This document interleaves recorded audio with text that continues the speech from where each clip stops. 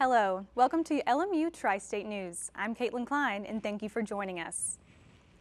Thursday, August 7th was the last day for voters to cast their ballots in the 2014 election. Political supporters and voters were lined up in front of the voting stations, eager to cast their ballot and help choose who would represent Claiborne County for the next 4 years. That night, WCXZ-AM hosted a live show keeping up with the numbers and winners of the election as the ballots were counted. And now we have the results of the elections. The mayor of Claiborne County is Jack Daniels. The sheriff of Claiborne County is David Ray. The district attorney of the area is Jared Effler. The county trustee is Alex Alexander. The circuit court clerk is Jackie Hurst Rosenbaum, and the general sessions judge is Robert Estep. And we have a whole list of county commissioners that you can check out on our Facebook page, www.facebook.com/LMU-TV. And once again, we at Sigma Communications would like to thank those of you that voted, and also thank those of you that came out to support the candidates at the political forums we hosted. Lincoln Memorial University is adding a School of Veterinary Medicine to its campus this year. The primary goal for this college is the education of competent and compassionate veterinarians in an accredited 4-year program, with educational experiences both in campus teaching hospitals and at off-campus clinics. The new program will be a 4-year or 8-semester curriculum and is based upon the philosophy that medical knowledge must be developed along with clinical skills.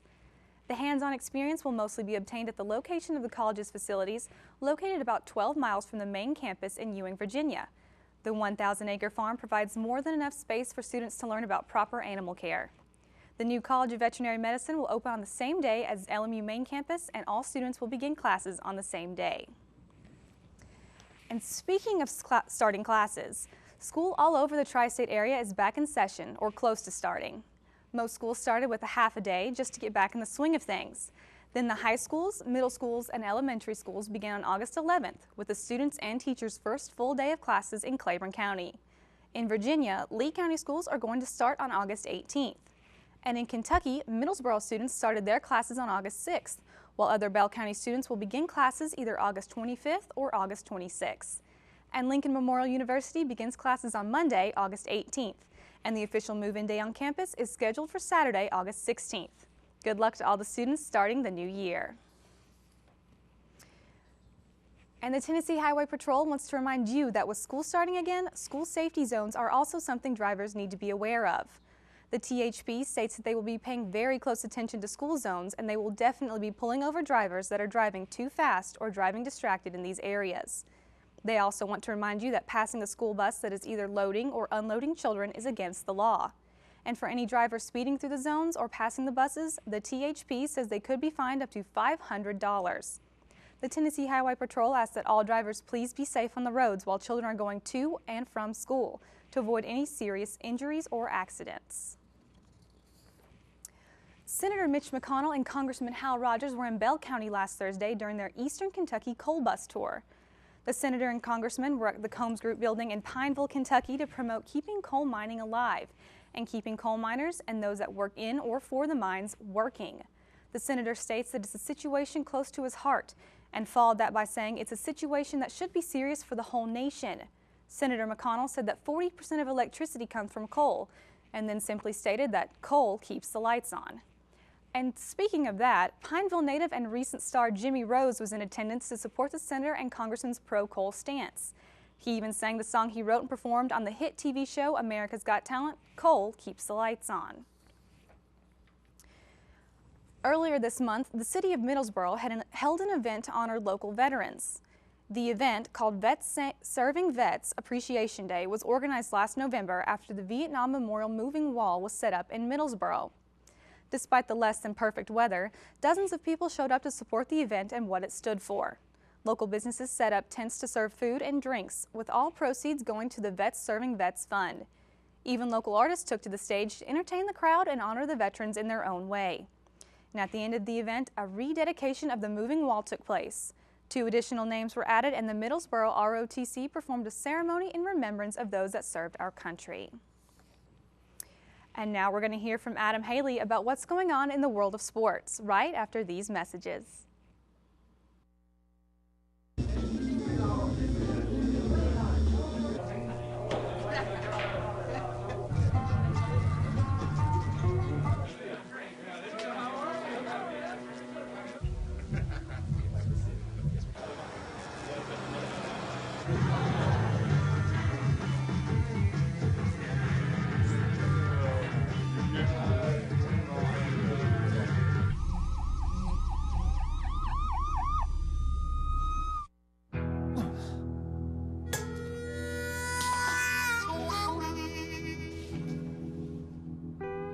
Get caught buzz driving, and you could do some hard time.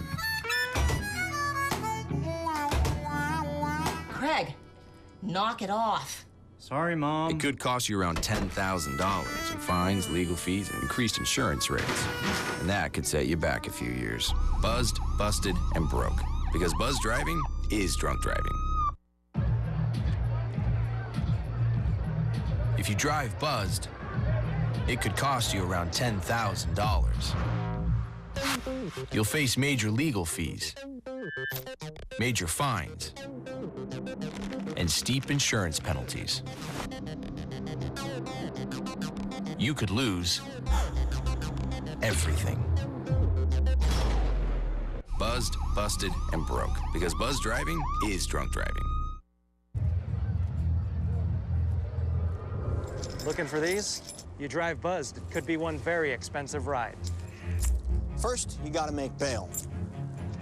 Then pay me to get your car back. Your insurance premiums will go through the roof. And my legal fees just keep adding up. All told, it could end up costing you $10,000. Buzzed, busted, and broke. Because buzz driving is drunk driving. Campus, where 2 new additions were announced last week. First off, Crystal Reeves Evans has selected her first assistant coach for the women's basketball program, and Brooke Wilkinson. Wilkinson's last coaching job was as an assistant at Gardner-Webb back in 2012. She also brings some South Atlantic Conference experience with her, as she was a graduate assistant at Wingate University from 2006 through 2008, and as an assistant coach at Mars Hill University from 2008 to 2010. The other addition that was announced was the bridge between the cross-country program and the new track and field program that will hold their first season in the spring of 2015. Current cross-country coach Jeremy Donahue will also coach the track and field programs, which will be built up slowly with scholarships. Long-distance events will be the focus early on as the teams and complex continue to be built. The track and field complex will be located at the north end of campus near the red light on Highway 25E. The Lincoln Memorial University coaches have had a very busy summer with camps that have ranged from golf and soccer to basketball and softball. But now the fun is over as students start arriving on campus and the fall seasons are now upon us. The LMU athletics calendar gets started on September 5th with the volleyball, men's and women's soccer, and men's and women's cross-country teams all competing that day. The first event at home will be on September 13th when the men's and women's soccer teams host Coker College.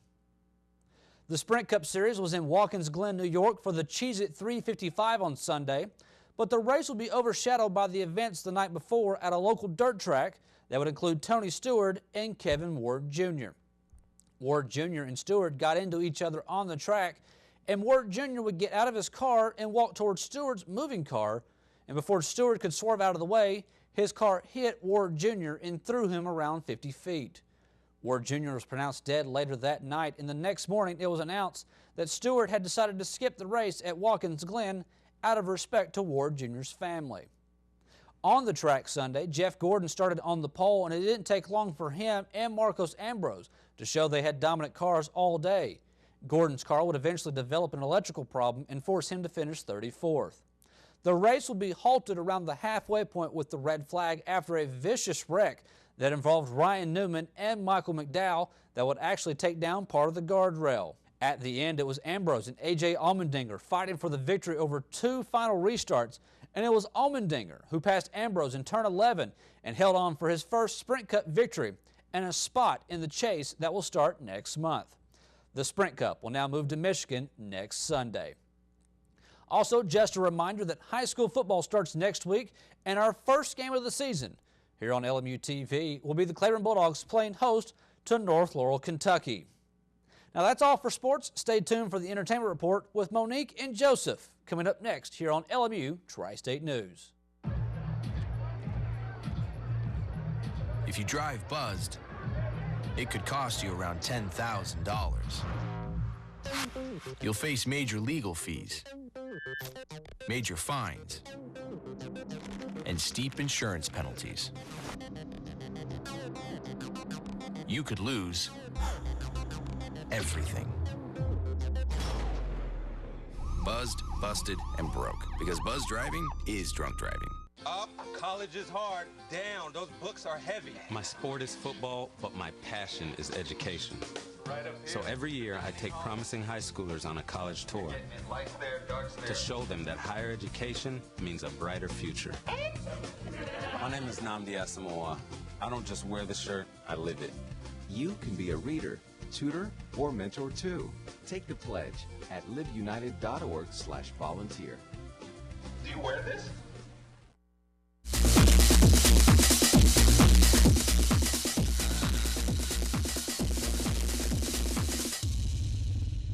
Hello, I'm Monique Derico with your entertainment updates. As a useless trivia question this week, who is the highest earning actress in Hollywood? Jennifer Lawrence, Sandra Bullock, or Jennifer Aniston? The answer and more will be revealed later on in the segment. For our top entertainment stories, a new man has stepped forward with claims that Michael Jackson sexually abused him as a child. 36-year-old James Safechuck filed court papers last Monday alleging that he was abused by the late King of Pop after the two appeared together in a late 80s Pepsi commercial when Safechuck was 10 years old. Howard Wiseman, an attorney for Jackson, the Jackson estate, responded by saying that Safechuck's claim should be dismissed. Mr. Safechuck's request to file a late claim against the Jackson estate so he can recover money from Michael's beneficiary will hopefully be rejected, Wiseman tells E! News in a statement. This is a person that made his claim 5 years after Michael Jackson died, more than 20 years after the incident supposedly happened, and has given sworn testimony that Michael never did anything inappropriate to him. However, Safechuck's attorney state in the court papers that Safechuck and his parents were coerced into a false sense of security and normalcy that was far from reality. The court documents continue to state that after the first incident, Safechuck regularly began sleeping in Jackson's bed in his hotel room during the rest of the Bad Tour in 1988, and alleged that Safechuck was molested nearly 100 times over the course of 4 years until he hit puberty. A hearing for Safechuck's petition is scheduled September the 4th. The show, The Big Bang Theory, is finally back in the making after cast contract disputes left production halted. But now, all the stars of the CBS hit comedy have signed new deals. Jim Parsons, Johnny Galecki, and Kaylee Kuko Sweeting all signed 3-year salary increases of $1 million per episode. That's $24 million per year. Now that all the lengthy salaries disputes have ended, production on Season 8 of The Big Bang Theory began Wednesday, August 6th at Warner Bros. The negotiations ended up delaying production for a week, and while some fans were nervous about The Big Bang Theory's future, creator Chuck Lorre told E! News everything will work out. It will be fine, Lorre said earlier this month. Warner Bros. Has done this before. Everyone should be successful and happy and rich. They earned it. It's a great cast, and it's their time. The Big Bang Theory is set to return on Monday, September 22nd at 8 p.m., before reclaiming its Thursday time slot later in October. Get ready for some more Disney magic coming to a theater near you. According to Variety, the genius writer and co-director of Frozen, Jennifer Lee, has chosen her next project, and it sounds perfect for kids and adults alike. Jennifer Lee will soon begin writing the big screen adaptation of Madeleine L'Engle's book, A Wrinkle in Time. Published in 1962, the novel tells the story of a brother and sister who travel through time and visit strange worlds in hopes of finding their missing scientist father.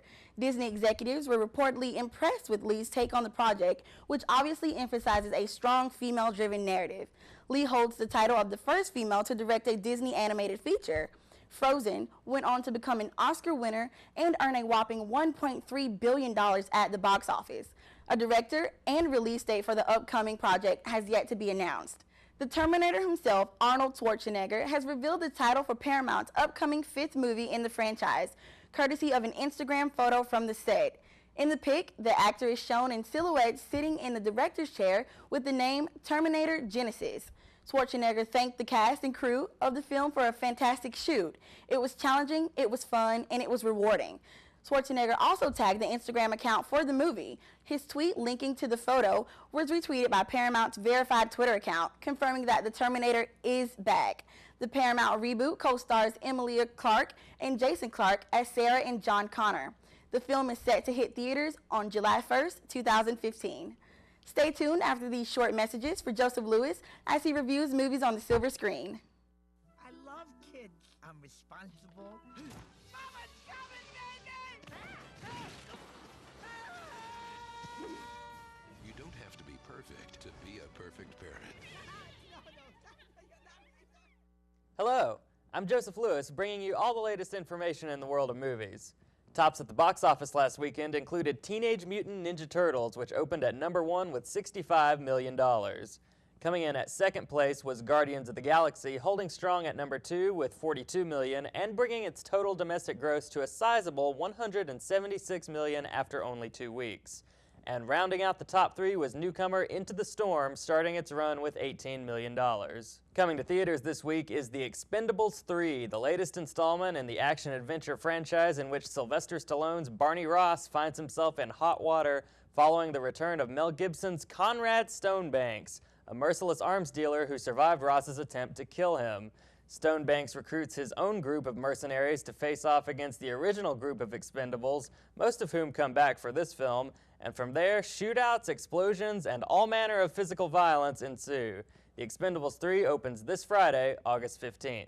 Also opening this week is Let's Be Cops, a buddy comedy in which new girls Jake Johnson and Damon Wayans Jr. get the bright idea to attend a costume party as police officers.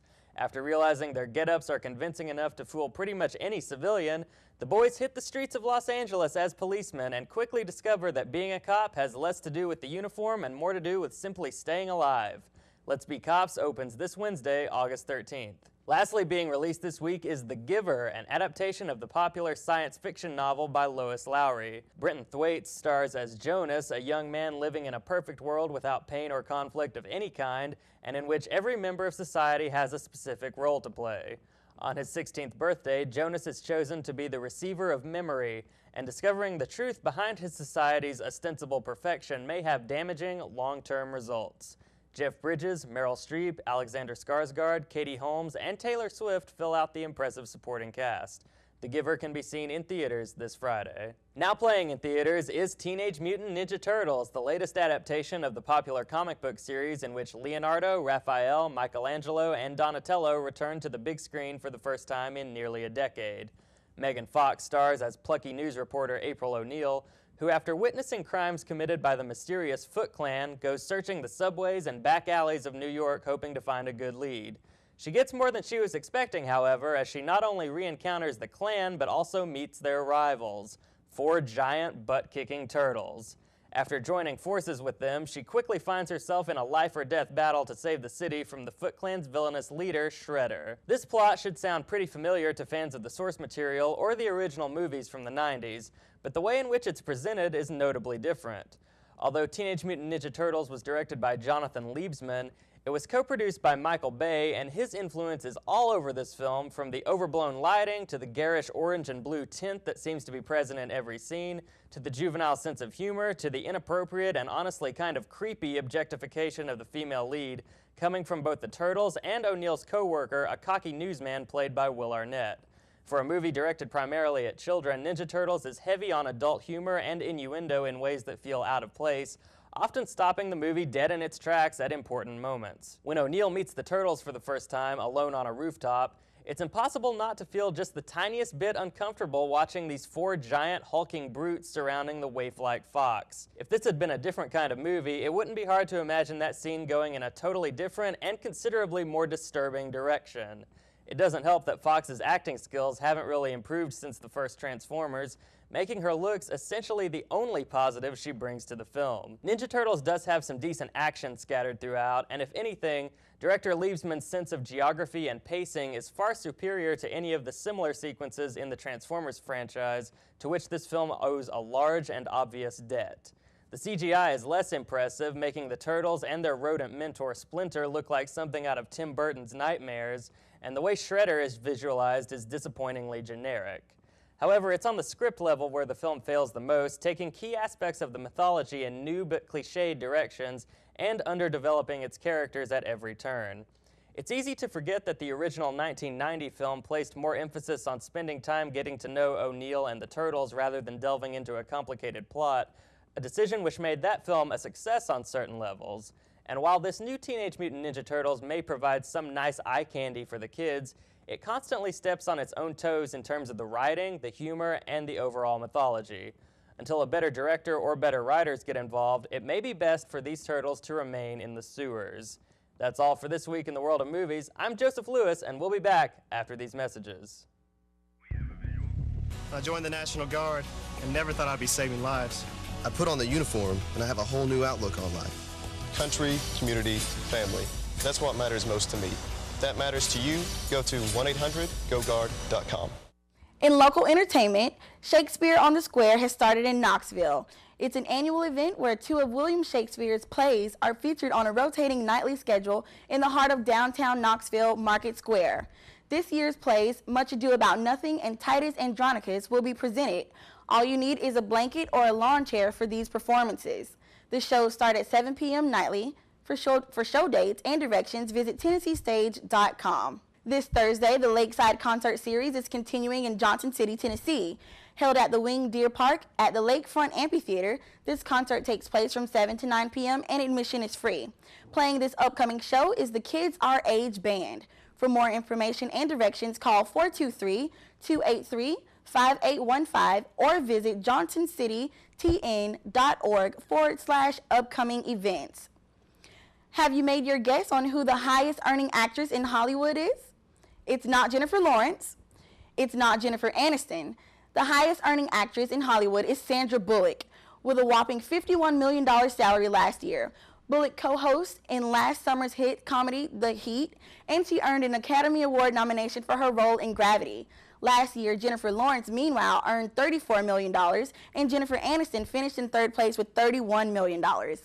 That's it. Thank you for tuning in. This has been Monique Derico bringing the world of entertainment to you.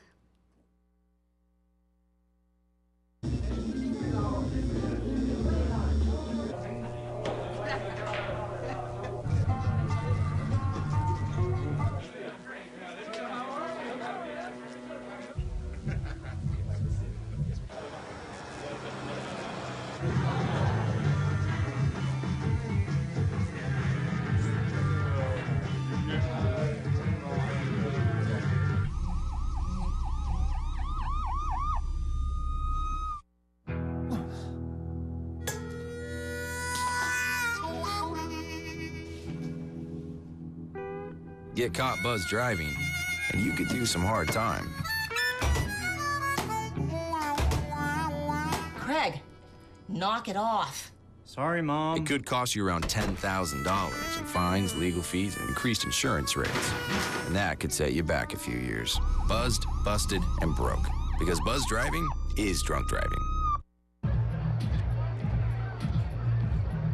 If you drive buzzed, it could cost you around $10,000. You'll face major legal fees, major fines, and steep insurance penalties. You could lose everything. Buzzed, busted, and broke. Because buzzed driving is drunk driving. Looking for these? You drive buzzed. It could be one very expensive ride. First, you gotta make bail. Then pay me to get your car back. Your insurance premiums will go through the roof. And my legal fees just keep adding up. All told, it could end up costing you $10,000. Buzzed, busted, and broke. Because buzzed driving is drunk driving. And that is all for your LMU Tri-State News. Thank you for joining us. For everyone behind the scenes, I'm Caitlyn Cline.